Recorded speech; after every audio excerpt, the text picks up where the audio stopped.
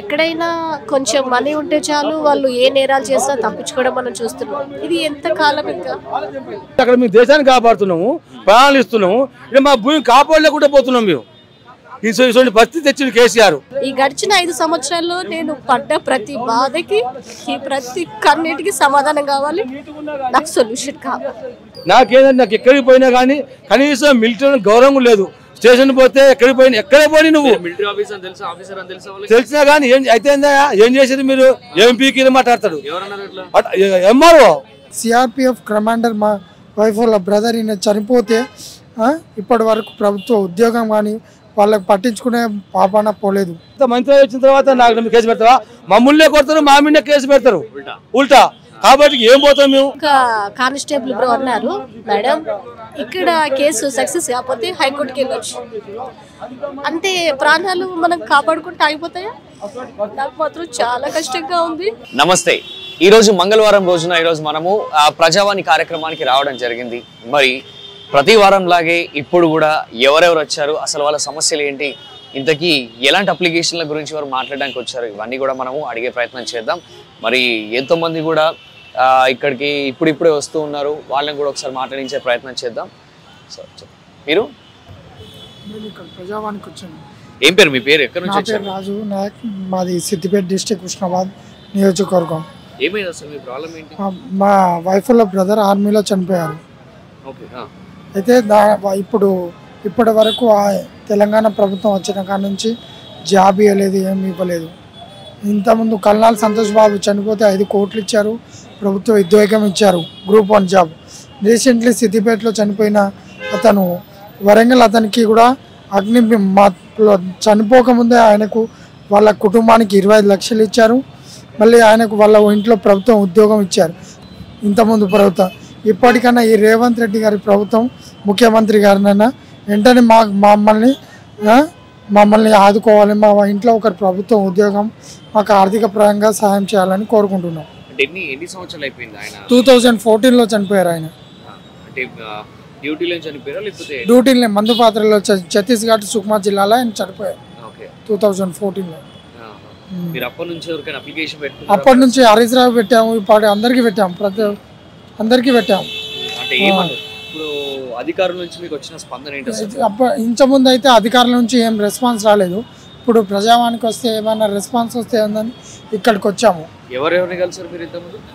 ఇంతకుముందు హరీష్ రావుని కలిసాం, ఇంతకుముందు మా ఎమ్మెల్యే ఉడతల సతీష్ బాబుని, ప్రతి ఒక్కరిని కలిసాం. ఏం రెస్పాన్స్ లేదు. సీఎంకి లెటర్ పెట్టామని ఇది పెట్టారు అంతే. ఇప్పుడు మీరు ఎన్ని రోజుల నుంచి వస్తున్నారు? ఈ రోజు వచ్చాం.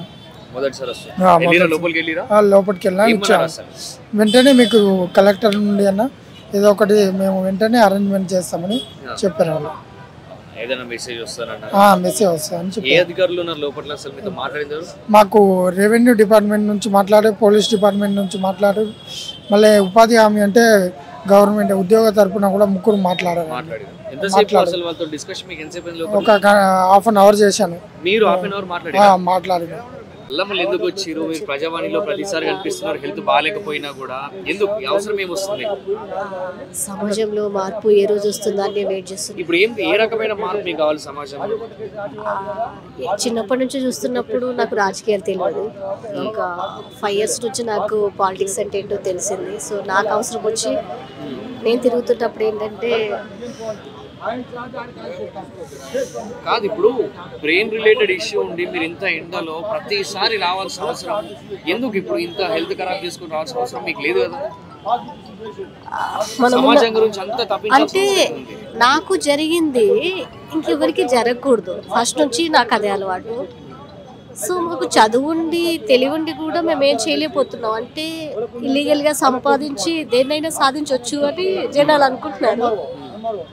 దానికి జనాలు కూడా రెస్పాండ్ అయ్యి ప్రజలు మారితే రాజకీయ నాయకులు మారుతారు. కొత్తగా వచ్చిన పార్టీ పైన, అధికారుల పైన నేను చెప్పట్లేదు, కానీ ఒకప్పుడు అమ్మకి హెల్త్ బాగాలేకపోతే నేను వైఎస్ గారికి లేఖలు రాసింది రెడ్డప్పారెడ్డి గారికి తెలుసు. టీవీలో వస్తే వారికి వారే రెస్పాండ్ అయ్యి వచ్చారు. సో అప్పుడు కూడా నాకు వయసు చిన్నదైనప్పటికీ జాబ్స్ ఇవ్వమంటే లోకల్ లీడర్స్ అప్పుడు కూడా ఇవ్వకుండా అడ్డుకున్నారు. అధికారులు కూడా అంతే. అధికారులు ఎప్పుడు ఇలా మాటలు వినరా? సో ప్రొటెక్షన్ కేసు వేస్తే 21లో 18 నుంచి 21 వరకు పోలీస్ స్టేషన్స్ చుట్టూ తిరిగామా. ఎక్కడైనా కొంచెం మనీ ఉంటే చాలు వాళ్ళు ఏ నేరాలు చేసినా తప్పించుకోవడం మనం చూస్తున్నాం. ఇది ఎంత కాలం ఇంకా నేను బ్రతుకున్నా కాబట్టి చెప్పగలుగుతున్నా. ఒకవేళ చనిపోయి ఉంటే తను ఒకటి ఏం చేస్తుంది. ప్రొటెక్షన్ కేసు వేసాం కదా, 21లో వేసాం మంచిర్యాలలో నడుస్తుంది. కానీ కేసు నడిస్తే నాకు ట్రీట్మెంట్ అయిపోతుందా? నేను బాగవుతాను? మరి ఇలాగే ఉంటుందా? ఒకప్పుడు ఒక కానిస్టేబుల్ బ్రో అన్నారు, మేడం ఇక్కడ కేసు సక్సెస్ కాకపోతే హైకోర్టుకి వెళ్ళొచ్చు అంటే ప్రాణాలు మనం కాపాడుకుంటూ ఆగిపోతాయా? నాకు మాత్రం చాలా కష్టంగా ఉంది. ఇప్పుడు ప్రభుత్వం నుంచి మీకు పర్సనల్ కావాల్సింది నా హెల్త్ నాకు కావాలి. మీ హెల్త్ నాకు అంటే ప్రభుత్వం ఏ రకంగా మీ హెల్త్ తిరిగిస్తుంది అనుకుంటారు? నా పైన అటెంప్ట్ మర్డర్ చేసిన వాళ్ళు ఉన్నారు కదా, ఎందుకు చేశారో అడగమనండి. రీజన్ నాకు ఇంకా తెలియదు. ఎందుకు జరిగిందో తెలియాలి. నేను ఎంత హెల్తీగా ఉండేదో నా హెల్త్ నాకు కావాలి. ఎవరి నుంచి నాకేమొద్దు. ఈ గడిచిన 5 సంవత్సరాల్లో నేను పడ్డ ప్రతి బాధకి ఈ ప్రతి కన్నిటికి సమాధానం కావాలి. నాకు సొల్యూషన్ కావాలి. లేదంటే నెక్స్ట్ టైం ఇక్కడికి వచ్చినప్పుడు ఇలా నడుచుకుంటురా. మీకంటే ముందు వచ్చి నేను 5 years నుంచి డాక్టర్ సజెషన్స్తో నిద్ర మాత్రలు నిద్ర పొండి పొండి పొండి ఎంతకాలం నిద్ర. నెక్స్ట్ టైం ఎప్పుడు వస్తాను? అలా వస్తాను. పార్లమెంట్ ఎలక్షన్స్ వస్తున్నాయి కదా, అందరూ సమాజం కోసం పాటుపడడానికి వస్తారు కదా, అందరికీ ప్రజలే ముఖ్యం కదా. అన్న లాస్ట్ టైం వచ్చినప్పుడు మీరు ఎండలో నించుంటే చెప్పా, నేను ఏది ప్రజల కోసం చెప్పినా వేశారు. I'm happy. అలాగే సొసైటీలో అందరూ కూడా సాధారణ ప్రజలు లీగల్గా బతకాలి. నేను ఎవ్వరి జోలికి వెళ్ళేదాన్ని కాదు. నాపైన అటెంప్ట్ మర్డర్ కేసు అంటే ఎందుకు జరిగింది, నీకు ఏం కావాలి, ఏం చెయ్యలేమన్నా, నా లైఫ్ నాకు కావాలి. మా అమ్మ చాలా కష్టపడి బాడీ మొత్తం స్ట్రక్ అయ్యేటువంటి టైం వస్తుంది కదా, నేను చేస్తే తప్పేంటి, నాపై ఇది ఎందుకు జరిగింది నాకు తెలియదు. సో ఏది నాకు జరిగినా నా ఒక్కదాని కోసం ఆలోచించాను. నేను వచ్చి చెప్పుకుంటున్నాను. ఇలా చెప్పుకుంటున్నాం అంటే కూడా టీఆర్ఎస్ ఉన్నప్పుడు ఛానల్ వాళ్ళు ఎవరు తీసుకోలేదు. రేవంత్ సార్ వచ్చిన తర్వాత ఇక్కడ ఉన్నాయి కాబట్టి చెప్పగలుగుతున్నా ఛానల్స్. సో నా హెల్త్ మాత్రం నాకు కావాలి. ఇది ఫోర్త్ టైం. మరి ఒక్కసారి వచ్చినప్పుడు మీ ప్రాబ్లం చెప్పుకున్నప్పుడు ఎన్నిసార్లు రావాల్సిన అవసరం ఏముందంటే మీకు న్యాయం జరుగుతుందని మీరు అనుకుంటున్నారా? న్యాయం అనేది న్యాయం కంపల్సరీ జరుగుతుంది. ఎందుకంటే నేను చెప్పేది అబద్ధం కాదు. ఏ ఒక ఆడపిల్ల కూడా అసలు ఫస్ట్ బయట చెప్పుకోవడానికి ఇంతకాలం మొహోట పడే పోలీసుల చుట్టూ కోర్టు చుట్టూ తిరిగాము. ఇంకా అక్కడ లాభం ఉండదు, అక్కడ న్యాయం జరగదు అని అర్థమవుతుంది. బట్ ఒక్కటి, న్యాయ సంస్థ మాత్రము తప్పకుండా ఎవరికైనా న్యాయమే చేస్తుంది. కానీ స్లోగా ప్రైవేట్ లాయర్స్ పెట్టుకుంటే తొందరగా అయిపోవడం. మేము గవర్నమెంట్ తరఫున పెట్టాం కదా, లేటుగా అవుతే నాకు కష్టమవుతుంది బ్రో, చాలా కష్టమవుతుంది. అంటే నా బ్రెయిన్ నా మాట వినట్లేదు. అది ఎవరికైతే బ్రెయిన్ బాగుంటేనే కదా. చెట్టుగొప్పతో కొట్టడం వల్ల అంటే తల చుట్టూ తగిల దెబ్బ. ఇది అబద్ధం అయితే సుప్రీంకోర్టు రానివ్వండి, హైకోర్టు రానివ్వండి, అదే టెంపుల్లో శటగోపంతో నా పైన అటెంప్ట్ మర్డర్ చేశారు కదా. ఇది అబద్ధం అని తేలితే ఆ గుళ్ళో ఉన్నటువంటి గంటలకు ఉరి వేయండి మమ్మల్ని, ఇద్దరు ఉరి వేయించుకుంటాము. ఓకే, ఇది నిజమని తేలితే ఎంతమంది సపోర్ట్ ఉన్నారో వాళ్ళందరినీ అదే గంటలు తక్కువ అయితే అనంతచారి టెంపుల్ యాజమాని శాస్త్రి నరసింహ శాస్త్రి వాళ్ళ పెద్ద కొడుకు, అజయ్ కుమార్ వాళ్ళ చిన్న కొడుకు, వాళ్ళ కోడలు కూడా ఆ రోజు ఉంది, మాధురి, రంగు సుజాత, ఇంకొకటి ఆర్ఎంపీ డాక్టర్ అంటండి తౌటం శాంత. ఆవిడ నాకు ఎటువంటి ట్రీట్మెంట్ ఇవ్వలేదు. ఆవిడ ఆర్ఎంపీ డాక్టర్ అని కూడా నాకు చిన్నప్పటి నుంచి తెలీదు. వీళ్ళు మాత్రం తప్పకుండా ఆ గంటలో కూరి వేయించుకుంటారు. అదర్వైజ్ అన్న ఒకటి నేను చెప్తాను, అదర్వైజ్ ఇది అబద్ధం. వాళ్ళు ఆస్తి పరులు అయితే మేమేదో జనాలు అంటుంటారు కదా ఇలా నిందలు మోపడానికి, నిందలు మోపారు అని తేలితే అదే గంటలకి మేము వేయించుకుంటాం. ఊరి ఇద్దరం వేయించుకుంటాం, రెడీ ఇద్దరం వేయించుకుంటాం. గుడి గర్భగుడిలో ఉన్నారు, చూసిన వాళ్ళు ఉన్నారు. వాళ్ళు పోలీసులకి చెప్పారు. పోలీసులు కోర్టు వరకు కేసు తీసుకెళ్ళకపోతేనే 2021లో నేను ప్రొటెక్షన్ కేసు వేశాను. ఇది ప్రొటెక్షన్ 21 నుంచి 24 దాకా నేను వెయిట్ చేయడం, ఇది ప్రొటెక్షన్ అన్న? ఇట్లా ఉంటుందా ప్రొటెక్షన్? నేను లాస్ట్ టైం జనవరిలో వచ్చి అన్న మీరు ఎండలో ఉన్నారంటే అన్న వాళ్ళు చూసి ఇది వేయించారు, దీన్ని ప్రొటెక్షన్ అంటారు కదా. 108 పెట్టించింది, నేను ఆరోగ్యశ్రీ పెట్టించానంటే ఓకే నమ్మకపోనివ్వండి, నాకు ఒకటి తీయండి. నేను ఒకటి రెడ్డప్పారెడ్డి సార్కి నా రిక్వెస్ట్ ఒకటి, వారు వినాలి ఇది, నేను చెప్తాను మీకు లెటర్. రెడ్డప్పారెడ్డి సార్కి నేను నమస్కరించి తెలియజేస్తున్నది ఏమనగా, సార్ నేను అడగక ముందే స్నేహకు నేను ఉన్నానంటూ మీరు జస్టిస్గా ఉన్నప్పుడు నా కోసం జస్ట్ వెయిట్ అన్న సార్, నా కోసం అమ్మకు చేయుత అని మీరు జిల్లా కృష్ణప్పన్ గారిని పంపించారు. అప్పుడు మీరు ఏదైతే మాకు హెల్ప్ చేయాలనుకున్నారో సార్ అదేమీ జరగలేదు సార్. అమ్మకు చేయుత ఓకే, ఇక్కడ ఈ లెటర్ ఉంది, ఇది మేము మీకోసం దాచుకున్నాము. హైకోర్టు నుంచి వచ్చినటువంటి లెటర్స్ మీ సైనో అది ఎవరి సైనో తెలీదు, అవి కూడా ఉన్నాయి సార్. ఈ విషయంలో మీరు దయచేసి ఇన్వాల్వ్ కండి సార్. నా కోసం, మా అక్కయ్య కోసం, మా మమ్మీ కోసం. మమ్మీ ఇప్పుడు లేరు, ఎందుకంటే దగ్గర అధికారులు ఏవైతే కూడా లోపల పెట్టు, ఏవైతే కూడా మీరు ఇమ్మన్నారో అక్కయ్యకు నాకు జాబ్స్, ఇంద్రమ్మ హౌస్, ఎటువంటి అమ్మకు ట్రీట్మెంట్ ఇవేవి ఇవ్వలేదు సార్. ఇంతకాలానికి చెప్పాల్సి వస్తుంది. నాకు రెడ్డప్పారెడ్డి సార్ పేరు, జస్టిస్ గారు మీరు, నేను ఎంత లీగలో మీకే తెలుసు, మీకు తెలిసినట్టు ఎవరికి తెలియదు. మీరు దయచేసి రెస్పెక్ట్ అడగండి. 4 సార్లు వచ్చారు కదా, 4 సార్లు వచ్చినా కూడా ఏ ఎక్స్పెక్టేషన్స్ తో వస్తున్నారు అసలు? ఇప్పుడు ఒకవేళ మీకు ఏదైనా ఇక్కడ నుంచి సొల్యూషన్ వచ్చి ఉంటే మొదటిసారి వచ్చినప్పుడు లేకపోతే రెండోసారి వచ్చినప్పుడు కావాలి, కానీ 4 సార్లు తిరగాల్సిన అవసరం మీకు ఎందుకు ఉంది అంటున్నాడు. ఇంకెన్ని రోజులు తిరుగుతారు?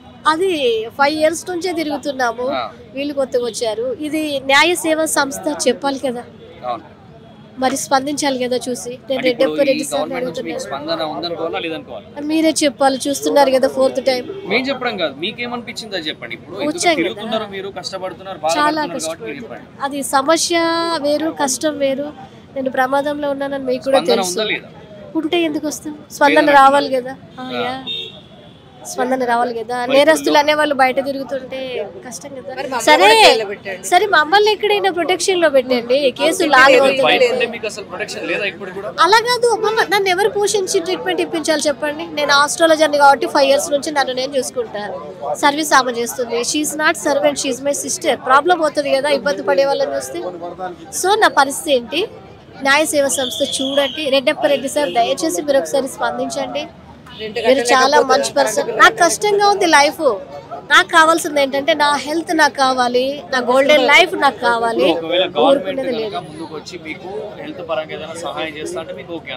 లేదు వాళ్ళకు శిక్షలు పడాలి, కంపల్సరీ శిక్షలు పడాలి నేరాలు చేసిన వాళ్ళకి.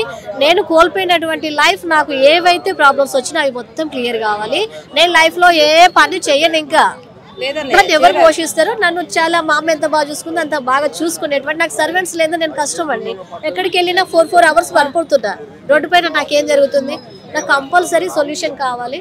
ఊరుకునే ప్రసక్తి లేదు. పార్లమెంట్ ఎలక్షన్స్ వస్తున్నాయి కదా, అందరూ మాకోసమే కదా వస్తుంటారు. రండి సార్.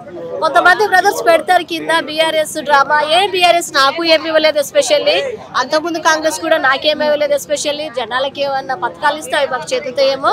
ఏ గవర్నమెంట్ నుంచి మేము కనీసం హౌస్ కూడా తీసుకోలేదు. ఏ డ్రామాలు నాకు అవసరం లేదు. చావు బతుకుల మధ్యలో నేను పోరాడుతూ ఉంటాను, కానీ నా బాడీ ఇంకా తట్టుకునలేదు. నాకు నా లైఫ్ కంపల్సరీ కావాలి. ఒకరి వల్ల చావాల్సిన అవసరం లేదు. రెస్పాన్స్ కావాలన్నా మీరే చేయండి, రెస్పాన్స్ వచ్చేలాగా. నాకు కష్టం అవుతుంది డైలీ. ఇంతకుముందు 1 week 2 weeks నేను స్పృహ తప్పి పడిపోయేది, కానీ ఇప్పుడు డైలీ.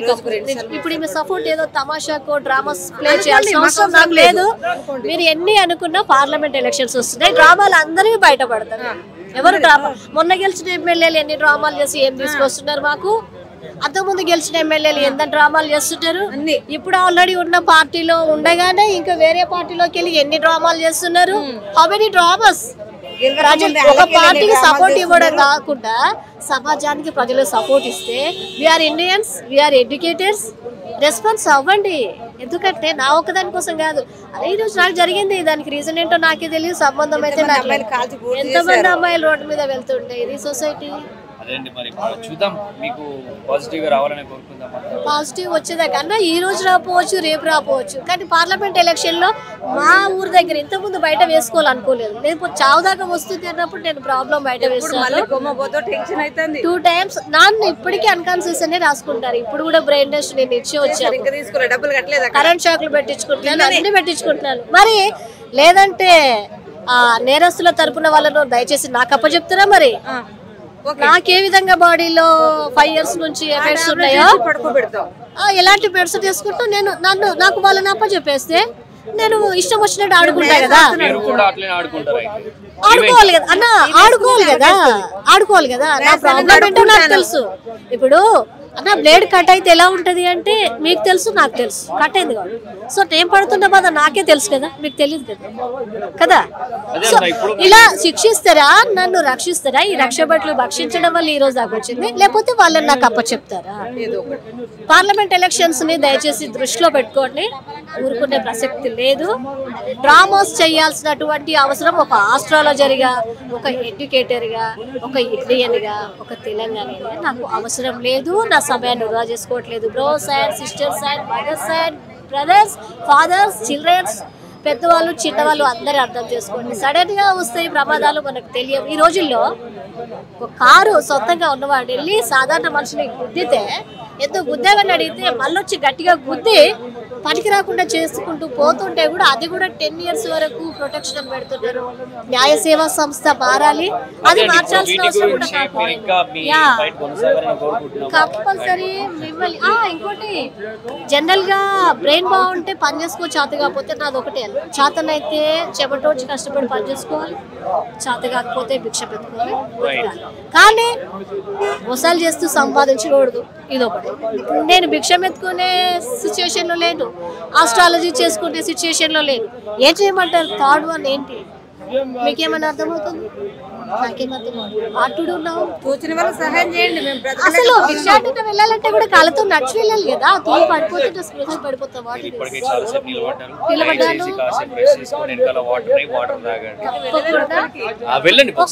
సార్ రెడ్డి సార్కి నేను మళ్ళీ నమస్కరిస్తున్నా. సార్ కలెక్టర్ సుబ్బారావు గారు ఆర్డీఓ గారు అయితే పర్సనల్లీ తర్వాత చాలా ఇన్సల్ట్ చేయడం జరిగింది.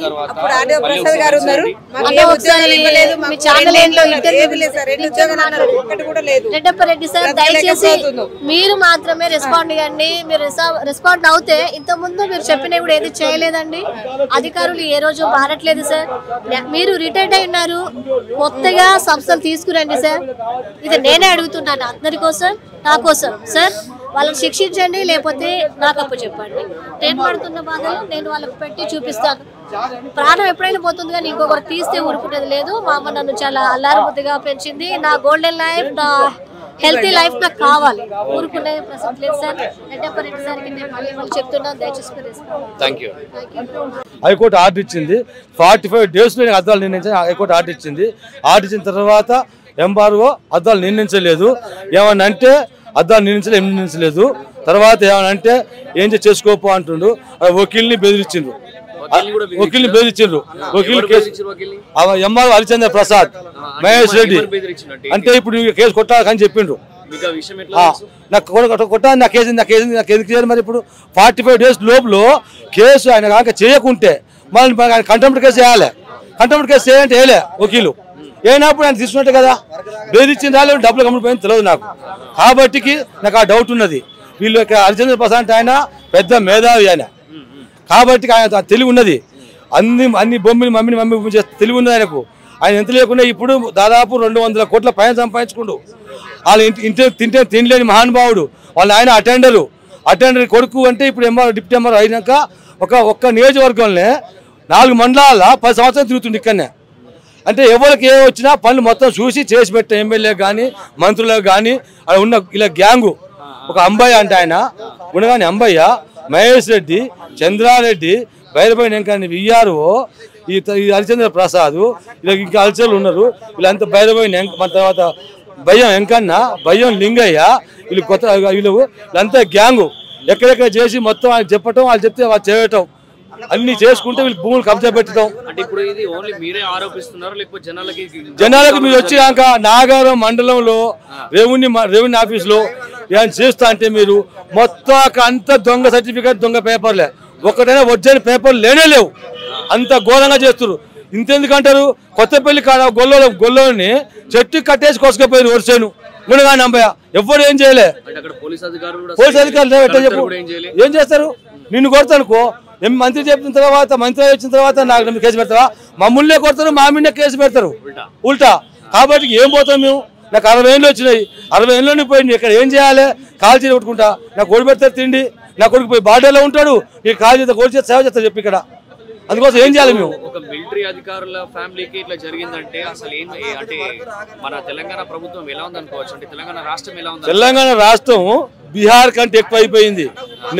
మన తెలంగాణ కేసు వచ్చిన తర్వాత అవినీతి పాలన ఎక్కువైంది, గుండాగిరి ఎక్కువైంది, దౌర్జన్యం అన్ని ఎక్కువైనాయి. ప్రతి ఒక్కటి వీళ్ళు చేసే పనిగా చేయని పని లేదు. ఏ ఊర్లో పోయినా ఇదే సమస్య, ధరణి సమస్య. ఈ ధరణి కావాలంటే పెద్ద పెద్ద నిపుణులు కూర్చుని, ఇప్పుడు భూమిపుత్రు సునీల్ సార్ కూర్చుండు.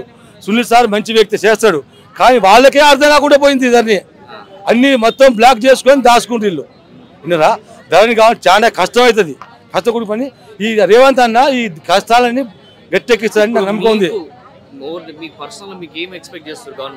గవర్నమెంట్ నాకు ఈ సాయం చేస్తానని కోరుకుంటున్నా. నాకు ఆ భూమిని, నాకు అద్దాలు నిర్ణయించి నా భూమి నాకు చేయాలి, నా మీదకి భూమి మీద ఏమైనా రాకుండా ఉండాలి. నాకేదంటే నాకు ఎక్కడికి పోయినా కానీ కనీసం మిలిటరీ గౌరవం లేదు. స్టేషన్ పోతే ఎక్కడే పోయి నువ్వు తెలిసినా కానీ అయితే ఏం చేసేది మీరు? ఎంపీకి మాట్లాడతాడు, ఎంఆర్ఓ అన్నాడు. అతను మిలిటరీ ఏం చేస్తారా మీరు అంటే? స్టేషన్ పోతే అంటారు కదా, బార్డర్లో బాగా పీకిని లేదు మీరు, బార్డర్లో ఏం చేసేది మీరు? ఏం చేస్తారు? ఇక మాకు ప్రూఫ్ ఏమంటారు? మన ప్రూఫ్ అయితే వీళ్ళు తీసుకోలేం కదా. మీరు ఒక మిలిటరీ అధికారి అయినప్పుడు అట్లా మాట్లాడుతున్నప్పుడు దాన్ని రికార్డ్ చేయడమో ఇట్లాంటి చాకచక్యంగా మీరు చేయాల్సిన అవసరం ఉంటుంది కదా. ఉంటుంది కానీ మేము చేయలేదు. హైకోర్టు పని మళ్ళీ ఖర్చు, మళ్ళీ నాకు ఆయన చూస్తే పైసలు, నాకు వచ్చే పెన్షనే 18,000 బతకాలే, దానికి దీనికి అయితే ఖర్చులు. కాబట్టి నేను ఏంటి పోతాం కోర్టుకు చెప్పు. ఇక ఎన్ని గుంటల భూమి? 3 ఎకరాల భూమి. ఇప్పుడు దాని వాల్యూ ఎంత పలుకుతుందో ఇక్కడ? మొత్తం కొట్టిన ఒక 40 లక్షలు ఉంటుంది మొత్తం కలిపి 40 లక్షలు ఉంటుంది. ఇప్పుడు అయితే అట్లయినా లేదు నాకు. ఆ భూమి అట్లా పోగానే పక్క మీద 10 ఎకరాల భూమి ఉంది. ఆ భూమిని ఈ మధ్య అటుపక్క అది చేసి ఇటుపక్క ఇది చేసిండ్రు, మధ్య తీసుకున్నారు. అటుపక్క కూడా ఇటుపక్క పోకుంటుంది. కాబట్టి అది ఎఫెక్ట్ నాకు. ఇప్పుడు నాకు భూమి కాదు, దానికి బాట్లేదు, దీనికి బాట్లేదు. మినిమం 20-25 లక్షలు వస్తుంది. ఇట్లా చేయడం వల్ల ఏమైంది అంటే 5 లక్షలకు 10 లక్షలు తీసుకోవాలని చూసి వీళ్ళు ప్లాన్ వేసుకున్నారు. అది గవర్నమెంట్ ల్యాండ్ 20 ఎకరాలు ఉంది. ఇప్పుడు అలాంటిది పోతే దానికి బాట అది కబ్జా పెట్టడం. అటు గుట్ట ఉంది, ఆ గుట్ట కబ్జా పెట్టి మొత్తం తీసుకొని కంకర మిల్లు పెట్టాలని ప్లాన్ వేసుకున్నారు వీళ్ళు. మరి ఇప్పుడు ఎన్నిసార్లు వచ్చింది మీరు ప్రజావానికి? ప్రజావానికి ఇప్పుడు 3వ సారి రావటం. ఎందుకు 3 సార్లు వచ్చారు మీరు? అంటే ప్రజావాని మీద నమ్మకం ఉన్నప్పుడు ఒకసారి వస్తే అయిపోయింది అనుకున్నప్పుడు మళ్ళీ రావాల్సిన అవసరం? ఇప్పుడు అక్కడ ఏమంటారు, అక్కడ కూడా ప్రజావానికి పోయినాం. కలెక్టర్ అంటాడు, కలెక్టర్ ఏం చేస్తుండు? ఎంఆర్ఓ చెప్తుండు. ఎంఆర్ఓ ఏమంటుండు? మళ్ళీ కలెక్టర్ అంటుండు. నువ్వు ఆ కలెక్టర్ ఏమంటు మళ్ళీ ఎంఆర్ఓ అంటుండు. మళ్ళీ ఎంఆర్ఓ ఏమంటుండు? ఆయన కోర్టు పో, ఆయన కోర్టు చూసుకోపో, మా చేతులు లేదు పో అంటాడు. మళ్ళీ మరి ఇట్లా ఇంత అన్యాయం జరుగుతున్నప్పుడు మీరు అది కూడా ఒక రకంగా రికార్డ్ చేసి మీరు డైరెక్ట్ అది కూడా హైకోర్టులో వేసేసి నా కాడ ఇగో అన్ని పేపర్లు ఉన్నాయి. ఈ పేపర్లు మొత్తం కాంప్లీట్ పేపర్లే, ఇవన్నీ కాంప్లీట్ పేపర్లు, ఒక్క పేపర్ కాదు. ఇచ్చింది ఇవన్నీ పేపర్లు రెవెన్యూ చీఫ్ సెక్రటరీకి, ఆర్టీఓకు, high court order, tribunal court order, ప్రతి ఒక్కటి ఉన్నాయి. ఇలా లేదు ముచ్చట్లేదు. 5 సంవత్సరాలు తిరిగిన ఆఫీసే లేదు. ప్రతి ఆఫీస్ తిరిగినా కానీ ఏం స్పందన లేదు. ఏమనంటే ఏం చేసుకోపో అంటున్నారు. ఇగో హైకోర్టు ఆర్డర్ ఇక్కడ ఉన్నది. ఇగో ఇంతకుముందు ఇచ్చిన పేపర్లు 19 ప్రజావాణి ఇచ్చినాయి, ఇంతకుముందు ప్రజావాణి ఇచ్చినాయి. ఇది ప్రజావాణి ఇచ్చే పాస్బుక్లు. ఇక హైకోర్టు ఆర్డరు, ఇది హైకోర్టు ఆర్డర్ 45 డేస్లో ఎంక్వైరీ చేసి పెట్టని చెప్పిండ్రు. 45 డేస్ కాదు, ఇప్పుడు 6 నెలలు దాటింది, ఇంతవరకు చేస్తున్నాడు లేడు. ఏమంటే ఏం చేసుకోపో అంటారు. సర్వే నెంబర్ తప్పు ఉందంటారు. సర్వే నెంబర్ తప్పుడు సరి చేయని చెప్పిన తర్వాత ల్యాండ్ ఉన్నది 38 ఎకరాలు, 46 ఎకరాలు పాస్బుక్ ఇష్యూ చేసారు. అదే రైతు బంధు 40 ఎకరాలకు వస్తుంది. ఏమనంటే మా ఇష్టమయ్యా, ఎవరు ప్రయత్నం చేస్తాం, రైతు బంధు వస్తా అంటాడు. అట్లా చేస్తున్నారు. ఇక్కడ మొత్తం మోసం, దగా, ఇంకో ముచ్చట అనేది లేదు అక్కడ. ఇప్పుడు ఈ ప్రభుత్వం నుంచి మీరు ఎక్స్పెక్ట్ చేసేది మాత్రం మీ ల్యాండ్ మీకు కావాలి. ఇంకేం అడగదలుచుకున్నారు వాళ్ళు? నాకు ఏం లేదు సార్, నా భూమి నాకు ఇస్తే సరిపోతుంది. నేను చూస్తున్న భూమి వానికి రికార్డు ఉంటే వానికి చేయని వద్దంట్లే. ఈ గవర్నమెంట్ పేపర్ అసలుంటప్పుడు రిజిస్ట్రేషన్లు ఎందుకు? రిజిస్ట్రేషన్ చేయించుకున్నాం, పాస్బుక్లు ఇచ్చింది ఎంఆర్ఓ, దానికి వాల్యూ లేనప్పుడు వాళ్ళకి రికార్డు ఉండదు, పాస్బుక్లు ఉండవు. ఏం లేని వానికి వచ్చి దౌర్జన్యం చేసి భూమి తుంచితే ఏం చేయాలి? పోలీసు పోతే సివిల్ మ్యాటర్ సంబంధం లేదంటారు, ఎంఆర్ఓ పోతే అంటే కోర్టుకు పో అంటారు. వాళ్ళు 20 మంది వస్తారు, 20 మంది వచ్చి నీది ఒక్కరిని కొట్టి చంపితే నేను చెప్పి అక్కడ అట్లాంటి బెదిరింపులు వచ్చినా బెదిరిస్తారు. స్టేషన్ పోయి చెప్పినా అంటారు కదా సివిల్ మ్యాటర్, నీకేం లేదు సంబంధం లేదు, మాకు సంబంధం పోయి కొట్టారు. బెదిరించిన వాళ్ళు ఎవరు? భయం వెంకన్న, భయం లింగయ్య, తర్వాత వాళ్ళ కుటుంబం ఒక 20 మంది ఉంటారు. అదంతా కలిసి బెదిరించుడు. ఆ భూమి చంపుతా అంటారు. నాకున్న 10 ఎకరాల భూమిని చేసుకుంటలేను, పోట్లేను, వదిలిపెట్టినా. ఎందుకంటే ఈ 3 ఎకరాల కోసం అది వదిలిపెట్టిన భూమి కాబట్టి కొనుక్కో అంటున్నా. అటు కొనుక్కుంటారు వీళ్ళు. మీ కొడుకు ఏం చేస్తుంటారు? నా కొడుకు ఆర్మీలో లెఫ్టినెంట్, ఆయన ఆర్మీ. మా కుటుంబం ఒక ఆర్మీ అధికారులకు కూడా ఇలాంటి పరిస్థితి రావడం అనేది నిజంగా దురదృష్టకరం అని చెప్పుకోవచ్చు. అంతే, దేశాన్ని కాపాడుతున్నాము, అక్కడ మేము దేశాన్ని కాపాడుతున్నాము, ప్రాణాలు ఇస్తున్నాము. ఇక మా భూమిని కాపాడలేకుండా పోతున్నాం మేము. ఇటువంటి పరిస్థితి తెచ్చింది కేసీఆర్. ఈ రేవంత్ అన్న సమాధానం కూడా కొంచెం మంచిగా అవుతుందని మేము కోరుకుంటున్నాం.